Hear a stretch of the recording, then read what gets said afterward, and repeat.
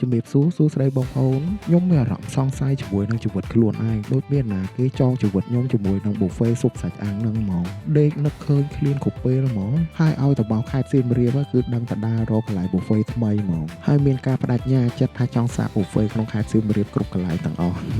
អារឿងថតអត់ខ្វល់សំខាន់ឆ្ងាញ់ហើយថ្ងៃនេះបានមកសាក buffet នៅហាងស្រីខួចកុងតឺន័រខ្ញុំមានអារម្មណ៍ថាហាងស្រីខួចកុងតឺន័រហ្នឹងដូចជាមាន2សាខាប៉ុន្តែសាខាដែលខ្ញុំមកនេះអត់ដឹងថាសាខាទី1ឬក៏សាខាទី2មានបងប្អូនណាដឹងចាំជួយខមមិនប្រាប់ផងហើយបើរឿងរបស់ញ៉ាំវិញអត់ខ្វះហើយបងប្អូនឃើញតែវីដេអូហ្នឹងដឹងហើយគ្រឿងសមុទ្រចាក់កូកូដូចកន្លែងបោះដុំគ្រឿងសមុទ្រចឹងហើយកដាមដាក់សិតទៅរស់តត្រាំមួយតកឲ្យវាស្លាប់សិនបើមិនចឹងទេដេញចាប់ពេញហាងហ្មងអាគ្រឿងសម្រាប់ដាក់អាំងញ៉ាំសម្រាប់ដាក់ក្នុងស៊ុបហ្នឹងមានច្រើនណាសាច់គោសាច់ជ្រូកប្រហិតនេះប្រហិតនោះមានមាន់ខ្មៅ oyster ក្បែរវិញនិយាយទៅគ្រឿងសមុទ្រគ្រប់មុខអាគ្រឿងហ្នឹងច្រើនហើយនៅមានម្ហូបស្រាប់ទៀតណាម្ហូបស្រាប់មានតាំងពីផ្គាត្រាំពោះគោ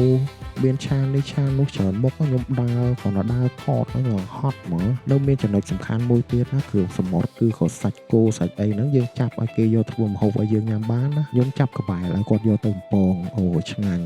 មែនតើមកបងប្អូនដែលបានទៅកុំភ្លេចសាកមុខម្ហូបមួយហ្នឹងចង់និយាយថាចក្រានអាំងមួយស៊ុបមួយហ្នឹងបើពីរហ្នឹងស្ទើរយើងអាចចាប់គ្រឿងសមុទ្រឲ្យគាត់យកទៅអាំងចក្រានខ្ជូងឲ្យយើងថែមទៀតបានណាខ្ញុំមានណាចាប់បកងមួយចានណាគាត់យកទៅអាំងចក្រានខ្ជូងឲ្យទៀតចង់សម្រាប់បងប្អូនដែលមកគ្នាច្រើនខ្លាចថាអាំងសាច់ឆ្អិនអត់ទាន់អីមក buffet នេះដឹងតែត្រូវហ្មងខ្ញុំមក buffet អញ្ចឹងអត់សូវខ្វល់ច្រើនទេបងប្អូនឃើញនៅក្នុងវីដេអូដឹងហើយបកងបកាក្តាមឯហ្នឹងដៃ3ដៃ4ហើយបកយកហ្មងជ្រលក់មួយទឹកថៃកោះកងអូជាតិហ្មងហើយនៅមានចំណុចសំខាន់មួយទៀតណាហាងលក់ buffet ប៉ុន្តែផ្អែម4 10មុខដូចកន្លែងលក់ផ្អែមខ្ញុំនិយាយតាមត្រង់ទៅពេលច្រើនមុខពេលអញ្ចឹងខ្ជិលនឹងថតណា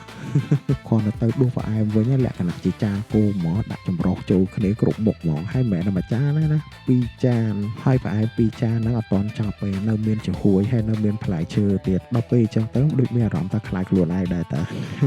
អញ្ចឹងសម្រាប់បងប្អូនដែលធ្វើដំណើរមកលេខខេត្តសៀមរាបអាចសាកមកញ៉ាំ buffet នៅហាងស្រីខួចកុងតឺន័រនេះបានណាសម្រាប់ទីតាំងច្បាស់លាស់ចាំខ្ញុំដាក់ Google Map ជូនសូមជម្រាបលាបាយបាយ